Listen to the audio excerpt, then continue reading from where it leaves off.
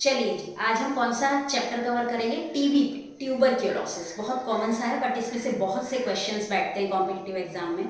लगभग सारे क्वेश्चंस अपन कवर करने की आज कोशिश करते हैं। तो देखिए, फर्स्ट क्वेश्चन यहाँ पे ये बन जाता है कि टीबी जो होता है वो किससे रिलेटेड डिजीज है? तो लंग्स यानी रेस्पिरेटरी इन्फेक्शन है ये। ठीक है, फर्स्ट क्वेश्चन ये बैठा अपना। तो अब देखिए, टीबी जो होता है सबसे पहले कौन से बैक्टीरिया से होता है? तो ये आपको याद रह जाएगा, क्या? Mycobacterium tuberculosis. तो ये तो आपको याद रह जाएगा, माइकोबैक्टीरियम वर्ड याद रखिएगा। ठीक है, सेकंड जो है, टीबी जो होता है, एंटी टीबी डे कौन से दिन होता है? यानी एंटी टीबी डे मनाया जाता है 24 मार्च को। कैसे याद रखूं? टीबी पे मार्च करेंगे 24 को, टीबी पे मार्च करेंगे 24 को, राइट।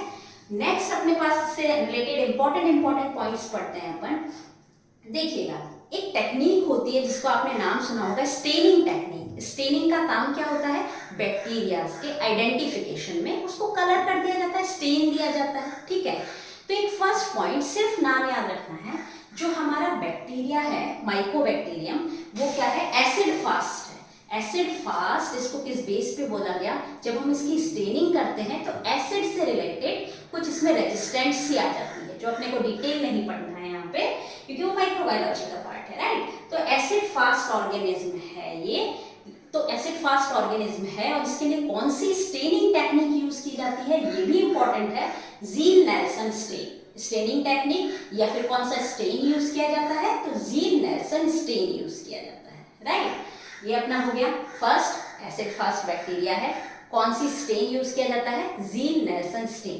तो यहाँ से एक चीज और कवर होती है, ज़ील नेल्सन स्टेन किसके लिए यूज होता है? एसिड फास्ट ऑर्गेनिज्म के लिए। नेक्स्ट है, इसके लिए कौन सा टेस्ट किया जाता है टीबी के लिए? तो मेंटॉक्स टेस्ट। मेंटॉक्स जिंदगी याद रखिएगा, ठीक है। तो मेंटॉक्स टेस्ट किया जाता है किसके लिए? टीबी के लिए। नेक्स्ट, इसके लिए वैक्सीन कौन सा लगाया जाता है?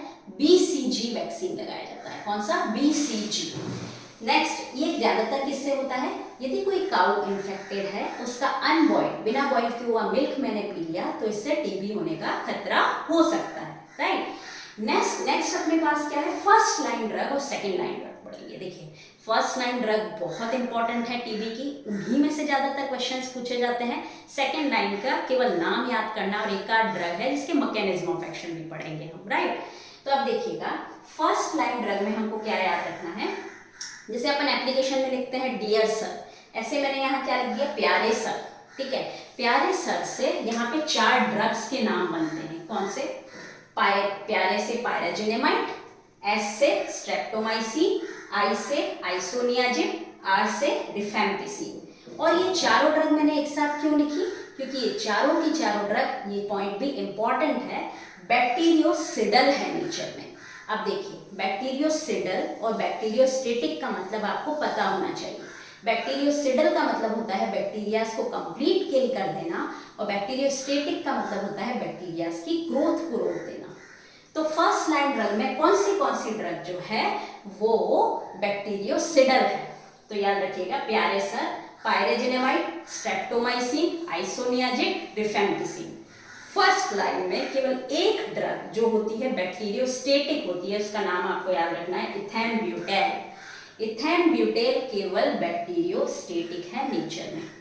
तो अब देखिए, यहाँ से कितने सारे क्वेश्चंस बनते हैं, फिर अपन आगे चलते हैं, लाइन बाइज लाइन, और साथ के साथ रिवाइज भी करेंगे अपन। देखिए, टीबी किससे रिलेटेड डिजीज है? लंग्स, रेस्पिरेटरी इन्फेक्शन है। Second question, anti TB day कौन से दिन को मनाया जाता है? 24 मार्च, यानी टीबी पे मार्च करेंगे कौन सी तारीख को? 24 को, राइट। नेक्स्ट मैंने आपको बताया, टीबी जो होता है कैसा बैक्टीरिया है? Acid fast. इसके लिए कौन सी स्टेनिक टेक्निक या स्टेन यूज किया जाता है? Ziehl Nelson, right. कौन सा टेस्ट है जो टीबी के लिए यूज किया जाता है? मेंटॉक्स। कौन सा वैक्सीन है जो टीबी के लिए यूज किया जाता है? BCG, right. और नेक्स्ट अपना लास्ट क्वेश्चन है, किससे हो सकता है? अनबॉइल्ड काउ मिल्क से। नेक्स्ट, फर्स्ट लाइन ड्रग्स में कौन सी बैक्टीरियोसिडल है, यानी जो बैक्टीरियाज को किल कर देती है? प्यारे सर, प्यारे से पायराजिनेमाइड, एस से स्ट्रेप्टोमाइसिन, आई से आइसोनियाजिन, और आर से रिफेम्पिसिन। तो ये सारी क्या है? बैक्टीरियोसिडल। केवल एक ड्रग है जो बैक्टीरियोस्टेटिक है, जिसका नाम है इथैम्ब्यूटेल। अब देखिएगा, इनमें से पायराजेनेमाइड, आइसोनियाजिड और रिफेम्पिसिन तो बहुत इंपॉर्टेंट है, इसमें से काफ़ी क्वेश्चंस बनते हैं। तो हम हर एक ड्रग को पकड़ेंगे फर्स्ट लाइन की, और उनमें से क्या क्या क्वेश्चंस बन सकते हैं वो अपन कवर अप करेंगे, राइट। टीबी के मैक्सिमम क्वेश्चन अपन आज कवर करने की कोशिश करेंगे। तो चलिए आगे चलते हैं। फर्स्ट लाइन ड्रग में पहले 2 इंपॉर्टेंट ड्रग, फिर 2 इंपॉर्टेंट ड्रग्स अपन करते हैं। फर्स्ट 2 इंपॉर्टेंट ड्रग कौन सी है? पायराजेनेमाइड और आइसोनियाजिड। सबसे पहले अपन कवर करते हैं पायराजेनेमाइड को। तो पायराजेनेमाइड में कौन से 4 इंपॉर्टेंट क्वेश्चन हैं जो ज्यादातर पूछे जा सकते हैं। फर्स्ट क्वेश्चन, ये किसको इनहिबिट करता है? माइकोलिक एसिड सिंथेसिस को। किसमें? बैक्टीरिया में। कौन से बैक्टीरिया में? टीबी का बैक्टीरिया। कौन सा? माइकोबैक्टीरिया। माइकोलिक एसिड क्या है? एक फैटी एसिड है जो टीबी के बैक्टीरिया यानी माइकोबैक्टीरिया की सेल वॉल में पाया जाता है और इम्पॉर्टेंट है, ठीक है, उसका इम्पॉर्टेंट कंस्टिट्यूएंट है। तो उसको कौन इनहिबिट कर देता है? पायराजेनेमाइड। तो फर्स्ट क्वेश्चन कवर आ गया। डायरेक्ट क्वेश्चन आएगा, क्या इनहिबिट करता है? माइकोलिक एसिड सिंथेसिस इनहिबिट करता है। क्या होते हैं ये मैंने आपको बता दिया। सेकंड, इसके 2 इंपॉर्टेंट साइड इफेक्ट हैं जो ज्यादातर पूछे जाते हैं। फर्स्ट, हेपेटोटॉक्सिसिटी और या फिर हेपेटाइटिस। मतलब क्या?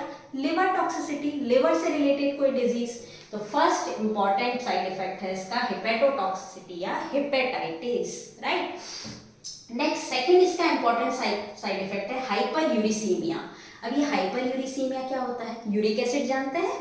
कभी कभी क्या होता है, यूरिक एसिड किडनी से बाहर नहीं निकल पाता है, ठीक है, बाहर नहीं निकल पाता तो ब्लड में यूरिक एसिड ज्यादा हो गया। अब ब्लड में जो यूरिक एसिड ज्यादा हो गया तो उसको बोल दिया इन्होंने हाइपर यूरिसीमिया। हाइपर यानी हमेशा जब भी वर्ड हाइपर आएगा यानी बढ़ना कोई चीज, राइट। तो हाइपर यूरिसीमिया का मतलब होता है ब्लड में आपके यूरिक एसिड का लेवल ज्यादा हो गया, ठीक है, यानी कि ये इसका साइड इफेक्ट हो गया। ये क्या करता है? हाइपर यूरिसीमिया करता है। अब हाइपर यूरिसीमिया, यदि यूरिक एसिड ब्लड में ज्यादा हो गया तो कभी कभी जॉइंट्स वगैरह पे डिपॉजिट हो जाएगा। पता है आपको, गाउट है वो कंडीशन, यूरिक एसिड का लेवल बढ़ना, जॉइंट्स वगैरह में पेन होना, क्या है? गाउट। तो ये भी एक और इम्पॉर्टेंट क्वेश्चन है जो यहाँ से बन सकता है। तो 2 साइड इफेक्ट आपको याद करने हैं, हेपेटोटॉक्सिसिटी, दूसरा क्या है? Hyper uricaemia. हाइपर यूरिसीमिया या फिर ऑप्शन में आ जाए गाउट भी करता है, क्योंकि ज्यादा यूरिक एसिड बनने से गाउट भी हो सकता है, क्योंकि यूरिक एसिड जॉइंट्स पे जब डिपॉजिट हो जाता है, ब्लड में रह गया तो जगह जगह डिपॉजिट हो जाएगा, ठीक है, उसको बोला जाता है गाउट। नेक्स्ट है, ये क्या होता है? मोस्ट इफेक्टिव इंट्रासेलुलर माइकोबैक्टीरियम है। अब इंट्रासेलुलर और एक्स्ट्रा सेलुलर माइकोबैक्टीरियम का मतलब क्या होता है ना? माइकोबैक्टीरिया पे ये मोस्टली किस पे इफेक्ट करती है? इंट्रासेलुलर माइकोबैक्टीरिया पे। जो माइकोबैक्टीरिया होता है कुछ तो सेल्स के अंदर इफेक्ट देने लगता है, ग्रो कर जाता है, कुछ सेल्स के बाहर एक्स्ट्रा सेलुलर फॉर्म में। तो जो बाहर रहेगा उसे एक्स्ट्रा सेलुलर बोल दिया, जो सेल के अंदर आ गया उसको क्या बोला? इंट्रासेलुलर। तो हमारी जो पायराजेनेमाइड है मोस्टली किस पे इफेक्ट करती है? इंट्रासेलुलर माइकोबैक्टीरिया पे, जो सेल के अंदर है। ये इंपॉर्टेंट है क्वेश्चन कि most effective in intracellular mycobacteria, right. Next है, ये maximum central nervous system penetration करती है, यानी हमारे सेंट्रल नर्वस सिस्टम में जाके भी पहुंच जाती है। तो इसमें से 4। नेक्स्ट अपन कौन सी ड्रग पढ़ेंगे? आइसोनियाजिड। ये भी इंपॉर्टेंट है, इसके बहुत कुछ सिमिलर है ये पायराजेनेमाइड से। यदि आपको पायराजेनेमाइड याद होगी तो आइसोनियाजिड भी इजीली याद हो जाएगी, right. First, same mechanism of action. ये भी क्या करता है? माइकोलिक एसिड सिंथेसिस को इनहिबिट करता है। माइकोलिक एसिड क्या है ये मैंने आपको बता दिया, फैटी एसिड्स होता है। दूसरा, इसके साइड इफेक्ट डिफरेंस है। एक साइड इफेक्ट तो इसका सेम है, हेपेटोटॉक्सिक ये भी है, हेपेटोटॉक्सिक ये भी है, हेपेटाइटिस ये भी करता है। लेकिन इसका first side effect, important side effect है कि ये पेरिफेरल न्यूरोपैथी करता है। तो ये पेरिफेरल न्यूरोपैथी क्या होती है? तो देखिएगा जरा, नाम से पता चल रहा है पेरिफेरल न्यूरोपैथी। पेरिफेरल पार्ट में, नर्व्स में यदि कुछ डिफेक्ट्स है, डैमेज है, तो उसको बोलेंगे peripheral neuropathy. Peripheral nervous system समझते हैं? देखिए, पेरिफेरल न्यूरोपैथी रिलेटेड है पेरिफेरल नर्वस सिस्टम से। अब ये पेरिफेरल नर्वस सिस्टम क्या होता है? नाम तो सुना होगा आपने, जैसे एसिटाइल कोलिन और एड्रेनालिन रिलीज होते हैं।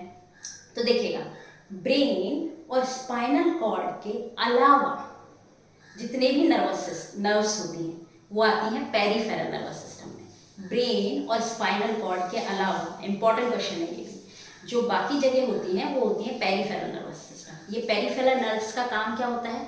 ये ब्रेन से कमांड लेती हैं, वो बॉडी के डिफरेंट पार्ट को देती हैं।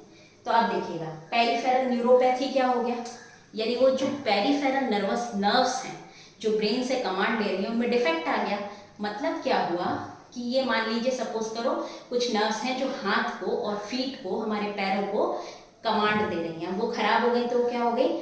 फीट और हैंड्स में वीकनेस आ गई, या फिर फैटिक हो गई, या बहुत सी न्यू नर्व्स डिजीज हो गई एक तरीके से ना, वीकनेस आ गई, फैटिक हो गई, नमनेस आ गई फीट्स और, क्योंकि जो नर्व्स हमारे फीट्स और हैंड को जा रही थी वो क्या हो गई? डैमेज हो गई। तो आप पेरिफेरल नर्वस सिस्टम से पेरिफेरल न्यूरोपैथी से मतलब समझे, यानी ये डैमेज है related to peripheral nervous system. और पेरिफेरल नर्वस सिस्टम क्या होता है? ब्रेन्स और स्पाइनल कॉर्ड के अलावा जितनी भी नर्व्स हमारी बॉडी में डिफरेंट बॉडीज को जाती हैं वो है पेरिफेरल नर्वस सिस्टम। नाम तो एक ही है, इनमें से भी क्वेश्चन बैठ सकता है कि पेरिफेरल नर्वस सिस्टम क्या होता है, राइट। तो अब देखिएगा जो पेरिफेरल न्यूरोपैथी है वो इसका साइड इफेक्ट है, किसका? आइसोनियाजिड का। अब मैंने आपको विटामिन में एक चीज पढ़ाई थी, किस विटामिन की कमी से पेरिफेरल न्यूरोपैथी होती है, ये इंपॉर्टेंट है। तो आपको याद रखना है विटामिन B6। विटामिन B6 जो होता है उसको क्या बोला जाता है? तो पायरिडॉक्सिन, यानी कि पायरिडॉक्सिन या विटामिन B6 की कमी से होती है पेरिफेरल न्यूरोपैथी। तो यदि पेरिफेरल न्यूरोपैथी कोई डिजीज हो गई है तो मुझे इस ड्रग के साथ कौन सा विटामिन देना पड़ेगा ताकि ये साइड इफेक्ट ना हो? विटामिन B6 या पायरिडॉक्सिन, बहुत इंपॉर्टेंट है। जब भी ये ड्रग देंगे आइसोनियाजिड, कौन सा विटामिन सप्लीमेंट मुझे देना पड़ेगा? विटामिन B6 और पायरिडॉक्सिन, राइट। तो ये सेकंड क्वेश्चन आपका कवर हो गया। सेकंड साइड इफेक्ट हेपेटाइटिस, जो दोनों का सेम है, लिवर टॉक्सिसिटी। नेक्स्ट है इसका इंपॉर्टेंट है मेटाबॉलिज्म। तो इसका मेटाबॉलिज्म होता है एसिटाइलेशन के थ्रू। एसिटाइलेशन का मतलब क्या होता है? कुछ भी नहीं, एसिटाइल ग्रुप का जुड़ना। एसिटाइल ग्रुप क्या होता है? CH3CO ग्रुप, ठीक है। तो ये मेटाबॉलिज्म आप याद रखिएगा कि आइसोनियाजिड का मेटाबॉलिज्म होता है एसिटाइलेशन। कभी कभी आप आइसोनियाजिड में सुनेंगे slow acetylation, fast acetylation. Suppose करो मैंने कहीं बोला, कहीं लिखा हुआ है स्लो एसिटाइलेशन, एसिटाइलेशन कम हो रहा है मतलब मेटाबॉलिज्म कम रह रहा है, मतलब ब्लड में ड्रग ज्यादा है तो ज्यादा हो जाएगी तो कौन सा साइड इफेक्ट कर सकती है? Peripheral neuropathy. लाइन से समझिए, देखिए मेटाबॉलिज्म के लिए क्या होता है? एसिटाइलेशन, ठीक है। मेटाबॉलिज्म का मतलब क्या होता है? ड्रग की एक्टिविटी खत्म हो जाना। अब मान लीजिए स्लो एसिटाइलेशन हो रहा है, यानी कि ड्रग कम मेटाबोलाइज हो रही है, यानी कि उसकी एक्टिव फॉर्म ब्लड में ज्यादा है, ठीक है। तो ज्यादा है तो इसका मतलब वो कौन सा साइड इफेक्ट कर सकती है? Peripheral neuropathy. यानी ये क्वेश्चन आ सकता है कि पेरिफेरल न्यूरोपैथी किसके कारण होती है? तो स्लो एसिटाइलेशन। कभी क्वेश्चन आ जाए तो आपके जीपेट में आ सकता है, फार्मासिस्ट में इतना डीप पूछते नहीं है। स्लो एसिटाइलेशन, ठीक है। नेक्स्ट है आइसोनियाजिड, एक प्रोफाइलेक्सिस की तरह दी जाती है। केवल एक ड्रग है आइसोनियाजिड जो किसी तरह दी जाती है? प्रोफाइलेक्सिस। प्रोफाइलेक्सिस समझते हैं, यानी डिजीज होने से पहले प्रिवेंट करने के लिए दी जाती है। एक तो ट्रीटमेंट होता है, हो गई उसके बाद मैं ड्रग दे रही हूँ, एक प्रिवेंशन होता है, तो ये प्रोफाइलेक्सिस की तरह दी जाती है। तो देखिए यहाँ कौन कौन से क्वेश्चन कवर होते हैं अपन वो देखते हैं। फर्स्ट क्वेश्चन अपन पढ़ते हैं पायराजिनेमाइड से। क्या मैकेनिज्म ऑफ एक्शन है पायराजिनेमाइड का? माइकोलिक एसिड सिंथेसिस को इनहिबिट करता है। क्या साइड इफेक्ट है? हिपेटोटॉक्सिसिटी आएगा ऑप्शन में, नहीं तो हेपेटाइटिस आएगा, नहीं तो हाइपरयूरिसीमिया आएगा, नहीं तो गाउट आएगा, राइट। नेक्स्ट अपना क्या है कि मोस्ट इफेक्टिवली, हाँ, पायराजिनेमाइड जो होती है मोस्टली इफेक्टिव होती है इंट्रासेलुलर बैक्टीरिया में। ये भी क्वेश्चन बन सकता है। पायराजिनेमाइड ज्यादातर एक्टिव होती है किसके लिए? इंट्रासेलुलर माइक्रोबैक्टीरिया के लिए। इंट्रासेलुलर मतलब जो माइक्रोबैक्टीरिया किसके अंदर है? सेल के अंदर है। नेक्स्ट ये सेंट्रल नर्वस सिस्टम को क्या? पेनिट्रेट कर जाती है। तो ये 4 क्वेश्चन इंपॉर्टेंट है, चारों लिख लीजिए आप। Isoniazid first mechanism of action क्या? सेम माइकोलिक एसिड सिंथेसिस को इनहिबिट करता है। सेकेंड मैकेनिज्म ऑफ एक्शन क्या, मैकेनिज्म ऑफ एक्शन नहीं, साइड इफेक्ट क्या, पेरिफेरल न्यूरोपैथी करता है। क्या पेरिफेरल न्यूरोपैथी क्या होता है, जो नर्व्स डैमेज करती हैं, कौन सी नर्व्स, पेरिफेरल नर्वस सिस्टम की, ठीक है, पेरिफेरल नर्वस सिस्टम की नर्व्स को डैमेज करती है। पेरिफेरल नर्वस सिस्टम क्या होता है, ब्रेन और स्पाइनल कॉर्ड के अलावा जो बॉडी में नर्व्स होती है, जो डिफरेंट डिफरेंट बॉडीज पार्ट में जाती है, उसको बोला जाता है पेरिफेरल नर्वस सिस्टम। सपोज करो मेरे हाथ में गई, वो डैमेज हो गई, तो मेरा हाथ नमनेस हो जाएगी, वीकनेस आ जाएगी, राइट। तो हैंड्स और फीट्स जनरली इसमें आंसर क्वेश्चन में आ जाता है कभी कभी। Peripheral neuropathy in hands and feets. Peripheral neuropathy कौन से विटामिन की कमी से होती है, पायरिडॉक्सिन। तो कहीं ना कहीं आइसोनियाजेड पायरिडॉक्सिन की कमी कर देता है। तो कभी भी पायरिडॉक्सिन का रिलेशन हमेशा कोई क्वेश्चन आ जाए ना ऐसा, पायरिडॉक्सिन कम हो जाता है या कंपटीशन करता है, तो किससे रिलेटेड है वो, आइसोनियाजेड। पायरिडॉक्सिन क्या होता है, विटामिन B6, यानी कि ये पेरिफेरल न्यूरोपैथी को ठीक करता है पायरिडॉक्सिन। तो मुझे आइसोनियाजेड के साथ कौन सा विटामिन देना पड़ेगा, विटामिन B6 देना पड़ेगा, ताकि कि क्या ना हो, पेरिफेरल न्यूरोपैथी ना हो। सेकंड एक और साइड इफेक्ट कौन सा है, हेपेटाइटिस। नेक्स्ट आपको मैंने बताया मेटाबॉलिज्म किससे होता है, एसिटाइलेशन। पेरिफेरल न्यूरोपैथी किसके कारण होती है, स्लो एसिटाइलेशन के कारण। नेक्स्ट इसको आइसोनियाजेड को किस फॉर्म में यूज किया जाता है, तो प्रोफाइलेक्सिस की फॉर्म में इसको यूज किया जाता है। तो चलिए 2 ड्रग और पढ़िए जी, आगे के क्वेश्चंस कवर करते हैं। बहुत इंपॉर्टेंट ड्रग रिफैम्पिसिन। रिफैम्पिसिन में कौन से 4 इंपॉर्टेंट क्वेश्चंस हैं जो बन सकते हैं। फर्स्ट, ये किससे मिलती है, ऑक्टेन किससे होती है, तो स्ट्रेप्टोमाइसिस मेडिटेरेनेई से, ठीक है। मेडिसिनल केमिस्ट्री भी याद रह गया तो याद रह जाएगा जब आपको 4 नाम याद आएंगे, स्ट्रेप्टोमाइसिस मेडिटेरेनेई, राइट। सेकेंड, इसका मैकेनिज्म ऑफ एक्शन इंपॉर्टेंट है। ये किस चीज को इनहिबिट करता है, ये डीएनए डिपेंडेंट आरएनए पॉलीमरेज को इनहिबिट करता है। अब ये डीएनए डिपेंडेंट आरएनए पॉलीमरेज का काम क्या होता है, ये इनिशिएट करता है आरएनए सिंथेसिस को। किसको इनिशिएट करता है, आरएनए सिंथेसिस को। तो ये एंजाइम को, इस एंजाइम को यदि इनहिबिट कर दिया जाएगा तो आरएनए का सिंथेसिस नहीं होगा। किसमें, बैक्टीरिया में। यही तो काम है रिफैम्पिसिन का, उसको मारना है, ठीक है। तो डीएनए डिपेंडेंट आरएनए पॉलीमरेज को इनहिबिट करता है, second important point. Third important point, इसका साइड इफेक्ट। वही साइड इफेक्ट है जो अपन ने 2 ड्रग का अभी पढ़ा, पायरेजिनेमाइड और आइसोनियाजेड, हेपेटाइटिस। तीनों ड्रग का कॉमन साइड इफेक्ट है, लेकिन अपन ने आइसोनियाजेड का एक और साइड इफेक्ट पढ़ा था, वो आप देखिएगा, कौन सा, पेरिफेरल न्यूरोपैथी, राइट। तो याद रखिएगा साइड इफेक्ट इसका क्या है, हेपेटाइटिस। फोर्थ इंपॉर्टेंट पॉइंट है कि माइक्रोसोमल एंजाइम इंड्यूसन है। अब ये माइक्रोसोमल एंजाइम का काम क्या होता है, इतना सा याद रखिए कि माइक्रोसोमल एंजाइम मेटाबॉलिज्म से रिलेटेड होते हैं, ठीक है। अब ये माइक्रोसोमल एंजाइम को इंड्यूस कर देंगे, ठीक है ना, इफेक्ट करेंगे यदि माइक्रोसोमल एंजाइम को, तो बट ऑब्वियस है दूसरी ड्रग्स का या खुद का मेटाबॉलिज्म इफेक्ट होगा इसे, या तो ज्यादा होगा कम होगा, वो अपने को नहीं पढ़ना है। इतना सा याद रख लीजिए कि ये माइक्रोसोमल एंजाइम इंड्यूसर है, माइक्रोसोमल एंजाइम मेटाबॉलिज्म से रिलेटेड है, यानी कुल मिला के कॉन्ट्राइंडिकेशन हो गया एक तरीके से, दूसरे ड्रग के मेटाबॉलिज्म को भी इफेक्ट करेगा, खुद के मेटाबॉलिज्म को भी इफेक्ट करेगा, राइट। नेक्स्ट है इसमें ऑरेंज डिस्कलरेशन होता है, किसमें, यूरिन में, स्वेट में, टीयर्स में, ठीक है ना। ऑरेंज डिस्कलरेशन होता है किसमें, यूरिन में, स्वेट में और टीयर्स में, राइट। तो इसमें 4 क्वेश्चन अपने बनते हैं। सबसे पहला क्वेश्चन बनता है कि किससे ऑब्टेन होती है, तो स्ट्रेप्टोमाइसिस मेडिटेरेनेई। तो स्ट्रेप्टोमाइसिस, मेडिसिनल केमिस्ट्री भी याद रह गया, तो मेडी तो याद रह गया, तो 4 ऑप्शन आएंगे तो आपको पता चल जाएगा। सेकेंड, इसका मैकेनिज्म ऑफ एक्शन बहुत इंपॉर्टेंट है, डीएनए डिपेंडेंट आरएनए पॉलीमरेज को ये इनहिबिट करता है। आरएनए पॉलीमरेज है इसलिए किस काम में आता है, ये आरएनए सिंथेसिस का इनिशिएट करता है, क्या, डीएनए डिपेंडेंट आरएनए पॉलीमरेज, तो इसको ये इनहिबिट कर देता है। थर्ड क्या, माइक्रोसोमल एंजाइम्स को इंड्यूस करता है, इंपॉर्टेंट है ये। रिफैम्पिसिन माइक्रोसोमल एंजाइम को क्या करता है, इंड्यूस करता है, बहुत इंपॉर्टेंट है।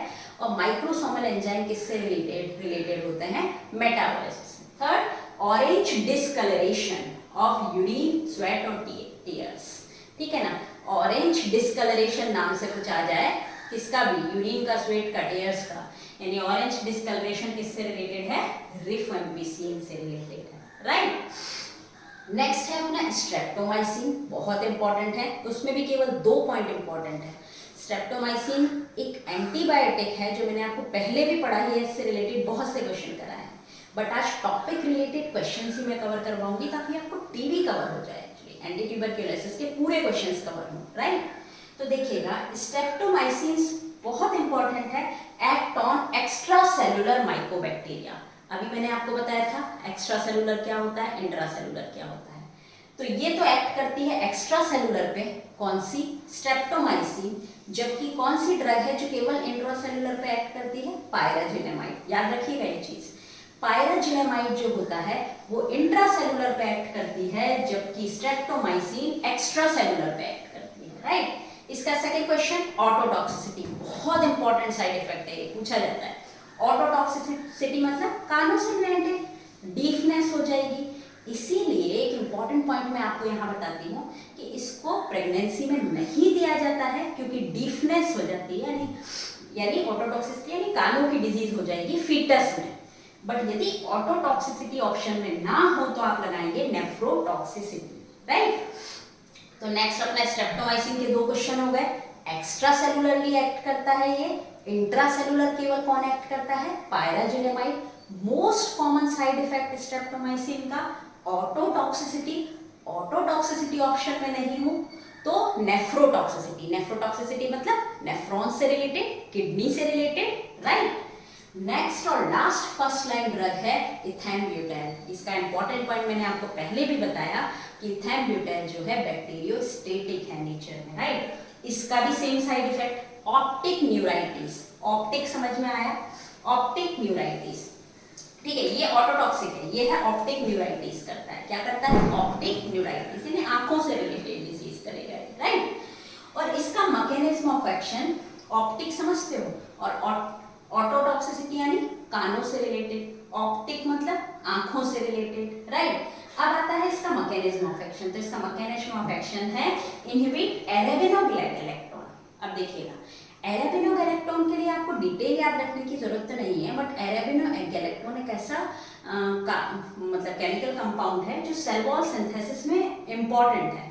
क्यों, बेसिकली क्या करता है, पेप्टाइडोग्लाइकन भी सेल वॉल में प्रेजेंट होता है, आपको पता है। माइकोलिक एसिड अभी मैंने बताया सेल वॉल में प्रेजेंट होता है, तो पेप्टाइडोग्लाइकन और माइकोलिक एसिड को कनेक्ट करने के काम में आता है एरेबिनोगैलेक्टोन, बट ऐसा कहीं नहीं आएगा। तो आपको सिर्फ ये याद रखना है कि इथैम्ब्यूटेल का मैकेनिज्म ऑफ एक्शन है इनहिबिट एरेबिनोगैलेक्टोन और सेल वॉल सिंथेसिस। तो आई होप ये क्वेश्चंस, हर एक क्वेश्चन इंपॉर्टेंट है किसी भी कॉम्पिटिटिव एग्जाम से रिलेटेड। तो चलिए कुछ important indications first line related, first line drug से रिलेटेड और पढ़ते हैं। कुछ इंपॉर्टेंट पॉइंट्स हैं जो टीबी से रिलेटेड है। First, most effective drug, least toxic drug, सबसे कम टॉक्सिक ड्रग है ना, कौन सी होती है, जो प्रेगनेंसी तक में दी जा सकती है। तो कौन सा कॉम्बिनेशन है वो, आइसोनियाजिड प्लस इथैम्ब्यूटेल, ठीक है ना। कौन सा कॉम्बिनेशन है जो प्रेगनेंसी तक में दिया जाता है और लीस्ट टॉक्सिक होता है, यानी टॉक्सिक नहीं होता है। तो आइसोनियाजिड प्लस इथैम्ब्यूटेल, यहाँ पे आप याद रखिएगा इथैम्ब्यूटेल क्या है, बैक्टीरियोस्टेटिक है। दूसरा पॉइंट आप याद रखिएगा, और कौन सी ड्रग है जो प्रेगनेंसी में दी जा सकती है, आइसोनियाजिड तो दी ही जा सकती है, ठीक है, एक पायराजिनेमाइड और एक रिफेम्पिसिन, ये तीनों ड्रग हम प्रेगनेंसी में दे सकते हैं। कौन सी, और चौथी तो दे ही रहे हैं इथैम्ब्यूटेल, बट वो लेट प्रेगनेंसी में दी जाती है, ठीक है। तो आप कॉमन तरीके से नाम याद रखिए कि प्रेगनेंसी में कौन सी ड्रग दी जा सकती है, आइसोनियाजिड भी दे सकती है, पायराजिनेमाइड भी दे सकते हैं, रिफेम्पिसिन भी दे सकते हैं, इथैम्ब्यूटेल भी दे सकते हैं, लगभग सारी ड्रग्स देख सकते हैं फर्स्ट लाइन की, है ना। सारी कॉम्बिनेशन आ गया, इसमें सिर्फ कौन सी नहीं आई, स्ट्रेप्टोमाइसिन नहीं आई। क्यों नहीं आई, ये मैंने अभी आपको बताया। एक इंपॉर्टेंट क्वेश्चन है स्ट्रेप्टोमाइसिन का कि स्ट्रेप्टोमाइसिन ऑटोटॉक्सिसिटी करता है, ऑटोटॉक्सिसिटी यानी कानों का डीफनेस होना, इसीलिए प्रेग्नेंट वुमेन को ये नहीं दिया जाता है, फीटस में डीफनेस हो जाती है। क्योंकि देखिए यहाँ पे फर्स्ट लाइन ड्रग सारी आ गई है लगभग, कौन सी नहीं आई है, स्ट्रेप्टोमाइसिन नहीं दिख रही है आपको यहाँ पे, राइट। और दूसरी चीज एथेम्ब्यूटैल का मैंने आपको साइड इफेक्ट क्या बताया था, ऑप्टिक न्यूराइटिस। ऑप्टिक का मतलब होता है आईज से रिलेटेड, और ऑप्टिक न्यूराइटिस मतलब आईज में जाने वाली जो नर्व्स हैं उसमें कुछ डैमेज हो गया होगा, राइट। नेक्स्ट है अपना most effective anti TB drug कौन सी है, जो सबसे ज्यादा इफेक्टिव है, तो आइसोनियाजिड प्लस रिफेम्पिसिन। ये कॉम्बिनेशन आपको याद रखना है, आइसोनियाजिड प्लस रिफेम्पिसिन है अपने पास सेकेंड लाइन ड्रग। सारी की सारी बैक्टीरियोस्टेटिक होती हैं, यानी बैक्टीरिया की ग्रोथ को रोकती हैं, मारती नहीं है उनको। तीन के तो नाम याद रखिए, पैरा एमिनो सैलिसिलिक एसिड, इथियोनेमाइड और थायोएसिटाजोन। पैरा एमिनो सैलिसिलिक एसिड, इथियोनेमाइड और थायोएसिटाजोन, इसके केवल नाम याद रखने हैं, कोई मैकेनिज्म ऑफ एक्शन नहीं, कुछ नहीं। केवल एक साइक्लोसेरिन है जिसका क्या क्या याद रखना है, एक तो ये किससे ऑब्टेन होती है, तो ये ऑब्टेन होती है स्ट्रेप्टोमाइसिस ऑर्किडेशियस से। ऑर्किड का पेड़ याद रखिए, ऑर्किड के फूल आते हैं ना, तो याद रखिए साइकिल और इधर ऑर्किड, ठीक है, ऑर्किडेशियस से ऑब्टेन होती है। और ये क्या होती है, बस 2 पॉइंट याद रखना है, इसके मैकेनिज्म को भी पूरा डिटेल में पढ़ने की जरूरत नहीं है, सिर्फ 2 पॉइंट याद रखना है कि एलेनिन कहीं ना कहीं सेल वॉल के सिंथेसिस में काम में आता होगा, ये पहला पॉइंट याद रखिए। साइक्लोसेरिन स्ट्रक्चरल एनालॉग होता है डी एलेनिन का, दूसरा पॉइंट याद रखिए, ठीक है। तीसरा पॉइंट, ये इनहिबिट करता है एलेनिन रेसिमोज को, ठीक है। एलेनिन रेसिमोज एक एंजाइम है जो डी एलेनिन को बनाने में काम में आता है। डी एलेनिन फाइनली बनता नहीं है, तो finally cell wall synthesis inhibit हो जाता है। तो साइक्लोसेरिन में 2 ही पॉइंट याद रखने हैं, एक तो डी एलेनिन का एनालॉग है, वैसी ही स्ट्रक्चर है, कौन से एंजाइम को इनहिबिट करता है, एलेनिन रेसिमोज को। फाइनली ये इनहिबिट कर देता है डी एलेनिन के बनने को, और डी एलेनिन नहीं बनता तो सेल वॉल सिंथेसिस को इनहिबिट कर देता है। कोई डिटेल इसकी पढ़ने की जरूरत नहीं है, राइट। और कुछ और ड्रग्स हैं जो इंपॉर्टेंट नई न्यूअर ड्रग्स हैं जो कि एंटी टीबी के लिए काम में आती हैं, वो भी मैं आपको एक्सप्लेन कर देती हूँ। कुछ और इंपॉर्टेंट ड्रग्स जो टीबी में यूज होती हैं, कुछ एंटीबायोटिक्स हैं। देखिए, मैंने आपको क्विनॉल्स एंटीबायोटिक पढ़ा दिया है, तो यहाँ पे क्या लिखा हुआ है, फ्लोरोक्विनॉल्स। तो इनका मैकेनिज्म ऑफ एक्शन बहुत इंपॉर्टेंट है, क्विनॉल्स आ जाए, फ्लोरोक्विनॉल्स आ जाए, तो याद रखिएगा इनका मैकेनिज्म ऑफ एक्शन। टीबी से रिलेटेड नहीं है तो क्या हो गया, लेकिन क्वेश्चन तो आ सकता है इस पे। तो इसमें मैकेनिज्म ऑफ एक्शन होता है टोपोआइसोमरेज या डीएनए गायरेज को ये इनहिबिट करती है। टोपोआइसोमरेज सेकंड या डीएनए गायरेज को ये इनहिबिट करती है। फाइनली ये टोपोआइसोमरेज और डीएनए गायरेज का काम क्या होता है, डीएनए सिंथेसिस को का इंपॉर्टेंट है क्वेश्चन। तो देखिएगा, फ्लोरोक्विनॉल्स जो होता है वो उसमें कौन सी ड्रग आएंगी, सिप्रोफ्लॉक्सासिन, ओफ्लॉक्सासिन, इंपॉर्टेंट है। नेक्स्ट इंपॉर्टेंट एंटीबायोटिक है मैक्रोलेड, ये भी मैं आपको एंटीबायोटिक्स में बता चुकी हूँ। मैक्रोलेड एंटीबायोटिक में भी इंपॉर्टेंट क्वेश्चन क्या आता है, इसका mechanism of action protein synthesis को इनहिबिट करती है, बस ये पॉइंट आप याद रखिएगा। इसमें कौन सी ड्रग आती है, एजिथ्रोमाइसिन, क्लेरिथ्रोमाइसिन। मैक्रोलेड एंटीबायोटिक में एजिथ्रोमाइसिन, क्लेरिथ्रोमाइसिन। एजिथ्रोमाइसिन तो आप जानते भी होंगे, कोविड में यूज हुई। तो लास्ट अपनी कौन सी ड्रग है, रिफाब्यूटिन। तो आई होप के मैकेनिज्म ऑफ एक्शन और सब आपको समझ में आ गए होंगे। तो मैंने टीबी पर मैक्सिमम क्वेश्चंस कवर करवाने की कोशिश की है। ऐसे कोई भी टॉपिक में उठाऊंगी, कोई भी कॉलोजी, सूटिक्स या कोग्नोसी से रिलेटेड जिस पे मैक्सिमम क्वेश्चन कवर हो सकते हैं, उतने क्वेश्चन मैं आपको कवर करवाने की कोशिश करूंगी। और आपको इम्प्रूवमेंट चाहते हैं तो कमेंट बॉक्स में लिख सकते हैं, और पसंद आए तो लाइक कीजिए, सब्सक्राइब कीजिए और कमेंट बॉक्स में लिख के बताइए, right. Thank you so much for watching this video.